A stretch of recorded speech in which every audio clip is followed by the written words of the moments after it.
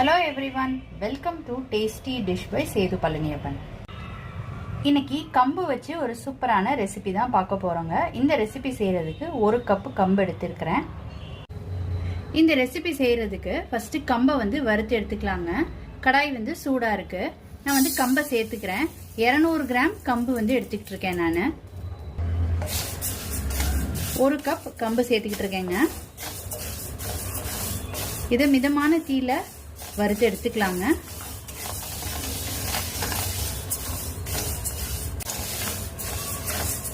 நிதானமா ஒரு 10 நிமிஷத்துக்கு வறுத்துக்கோங்க. கம்பு பொரிய ஆரம்பிக்குங்க. கலர் சேஞ்ச் ஆகி வரும், அது வரைக்கும் வறுத்துக்கலாம். கம்பு இப்ப பொரிய ஆரம்பிக்குதுங்க. நல்ல ஒரு